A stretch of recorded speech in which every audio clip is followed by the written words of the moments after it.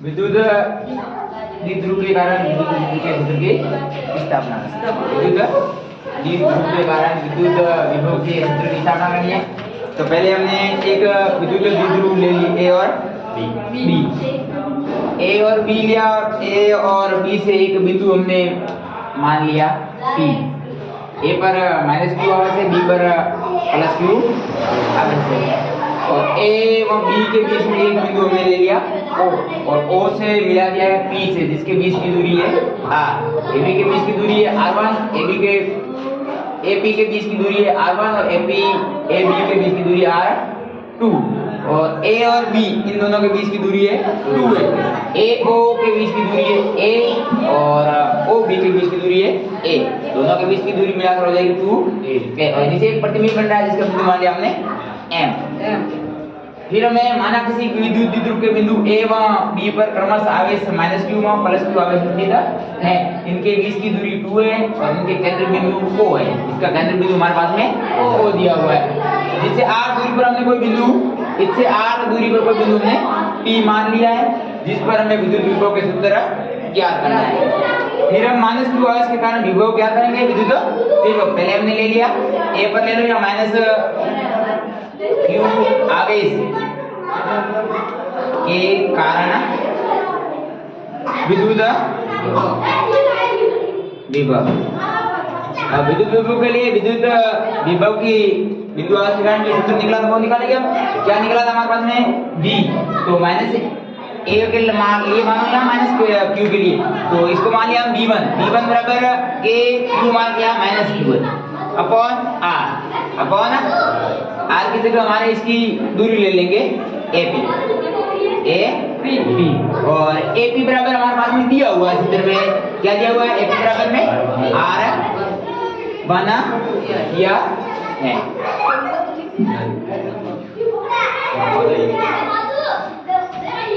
कारण हमने विभव भी बताया था -q आवेश के कारण। q आवेश के कारण हमने मान लिया था B1 बराबर में KQ बटे AP हमारे पास में R1 दी। फिर हम ले लेंगे +q आवेश के कारण विद्युत विभव।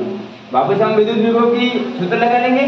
V2 बराबर में KQ बटे इसकी दूरी हमारे पास में है BP, और BP हमारे पास में दिया हुआ है।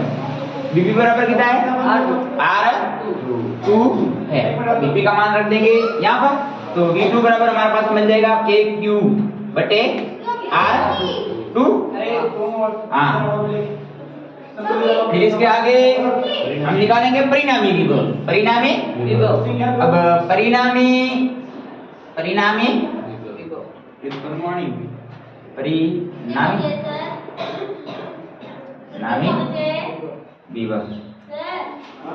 परिणामी विभव के लिए टोटल जो विभव दिया हुआ उसको जोड़ देना है।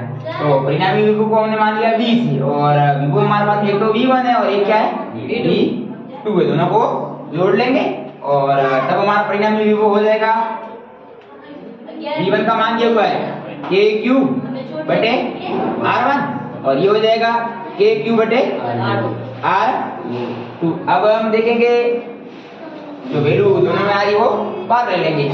B बराबर हो जाएगा KQ बटे KQ बाहर आ रहा है, और अंदर बचा -1 बटे R1 और +1 बटा R2 बचा। अब माइनस वाले इधर ले लेते, प्लस वाले को पहले ले लेते। B बराबर में हो जाएगा हमारा KQ 1 बटे R2 -1 बटे R1। ये हमारे पास में एक बिंदु की घटा बन गई, बिंदु का घटा बन के पहले नीचे वाले सिंगल वाला सब ले लेते हैं और फिर ऊपर मुने कर ले।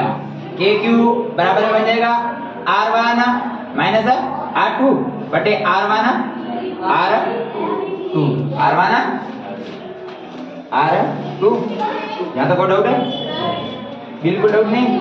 तो इसे हम समीकरण क्या दे देंगे, 1 दे देंगे। अब हम R1 और R2 का मान निकालेंगे इस चित्र से, और वो मान कहाँ फिट कर दूंगा, R1 R2 बराबर हाँ, दूसरी बात, एक हमारे पास में ये बिंदु M है, क्या है?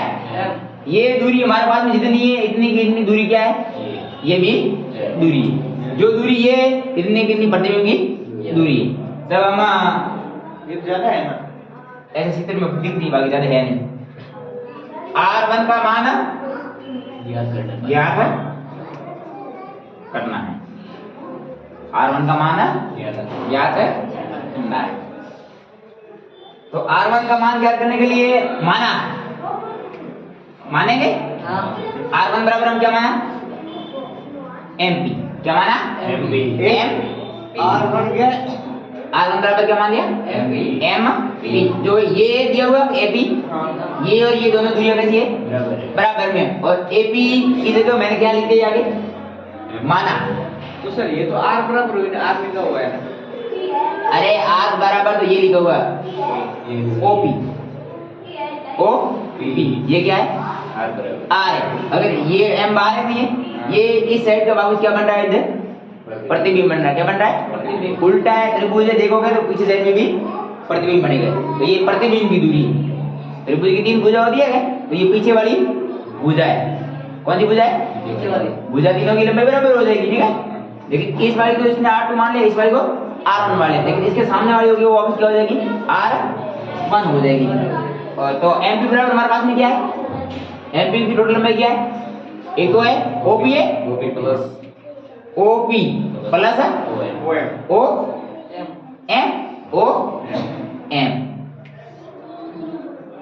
अब OP का मान हमारे पास में लगभग दिया हुआ है। OP बराबर कितना दिया हुआ है?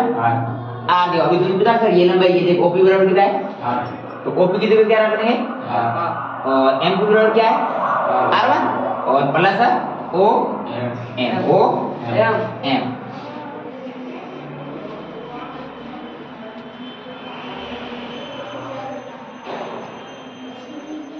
तब हमारा R1 बराबर R प्लस OM आ गया। अब हमें निकालना OM। क्या निकालना है? OM निकालना है। OM निकालने के लिए हम त्रिभुज ले लेंगे। क्या ले लेंगे? त्रिभुज की कोई भी एक भुजा दी हुई है, दो भुजा दी हुई है, तो तीसरी भुजा निकालने के लिए हम पाइथागोरस प्रमेय से निकाल सकते हैं, या लाल बटा कका से निकाल सकते हैं। तो AMO हमने त्रिभुज ले लिया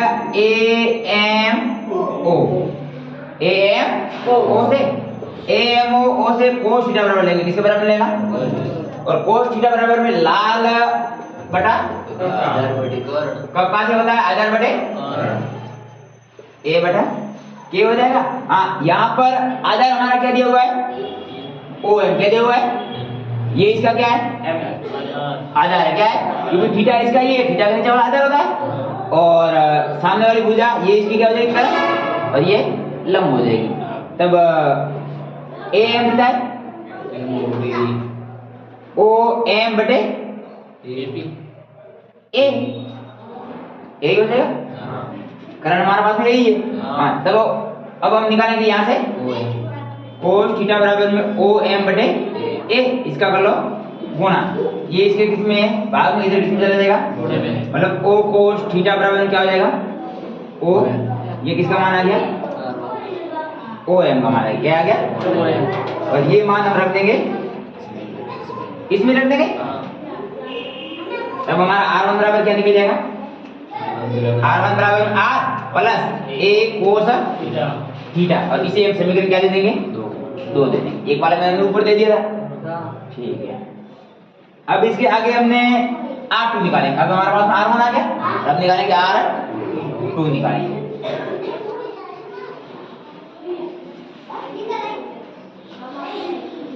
R2 का मान ज्ञात करने पर, R2 का मान ज्ञात करने पर, समझ में आ रहा है हमारी बात?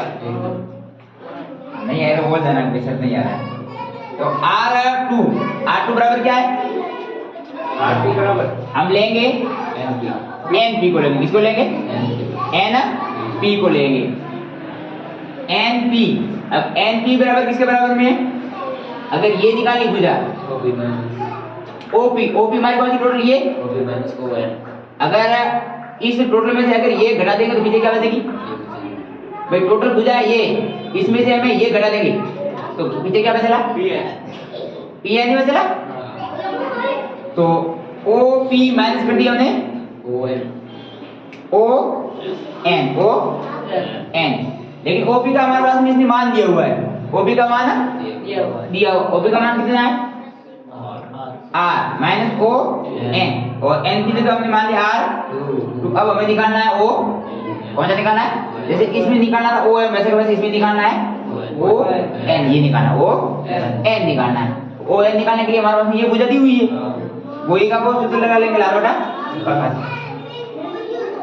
तो त्रिभुज ले लेंगे B O N, B O N, ये त्रिभुज ले लेंगे छोटा वाला, दिख रहा है?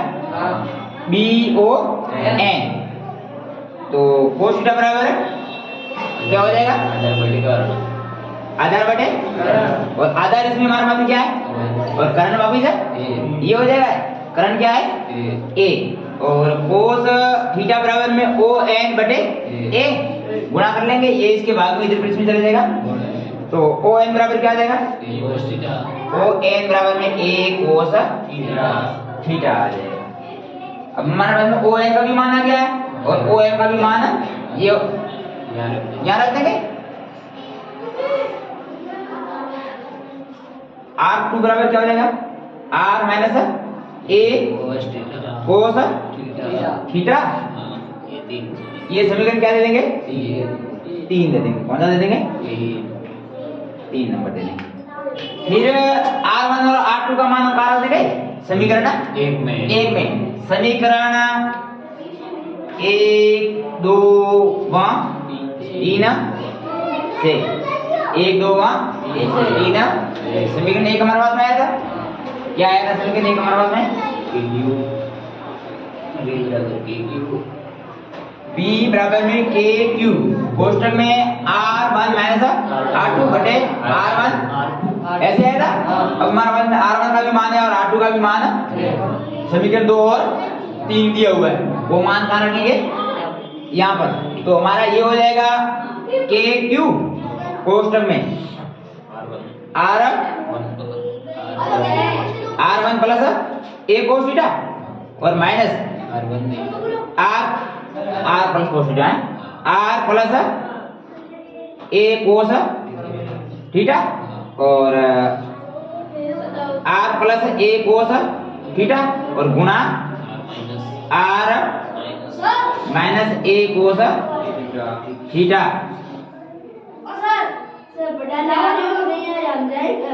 घर जाना है? कोई बात नहीं, जाओ बेटा। ये प्लस है और ये माइनस है, और पीछे हमारे पास में बचेगा ऊपर 1 मिनट बैठाऊं के क्यू बटे 2a, एक ये तो 2a हो जाएगा और इसका स्क्वायर हो जाता है। क्या हो जाता है? a का स्क्वायर b का square, r square minus a square cos square theta.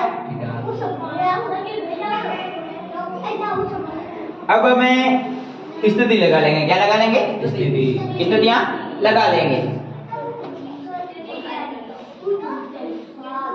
अगर वो बताया है कि यदि R है किससे छोटा है? A है वो किससे छोटा है? R से छोटा है। तो A स्क्वायर बराबर हम क्या मानेंगे?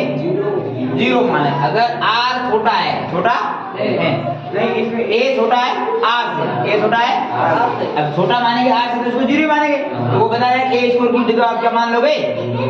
0 मान लोगे। क्या मान लोगे? 0। अगर 0 मानेंगे तो ये टोटल हमारे पास में क्या हो जाएगा? 0 हो जाएगा। मतलब 2a cos थीटा हमारे पास में ये दिया हुआ, इसकी जगह क्या मानना है? 0। तो ये टोटल क्या हो जाएगी? 0। नीचे हमारे पास में बचेगा r स्क्वायर और ऊपर बचेगा 2a cos थीटा और गुणे में k क्यू बचला। मतलब अब हमारे पास में b बराबर बना k क्यू, ऊपर क्या बचा? 2a cos थीटा बटे r स्क्वायर। ये k क्यू जो दिया हुआ वो अंदर क्या कर लेते हैं? गुणा कर लो। तब हमारा b बराबर बचा 2a k Q cos theta बटे r स्क्वायर। लेकिन हम जानते हैं b बराबर होता है टू ए क्यू, ये किसके बराबर होता है? विद्युत द्विध्रुव से। तो 2AQ इसकी जगह हम क्या रख देंगे? P रख देंगे। P रख देंगे। तब हमारे पास में V बराबर बचा है KP cos थीटा बटे R स्क्वायर, जो विद्युत द्विध्रुव के कारण क्या है? विभव। विद्युत द्विध्रुव के कारण विभव है।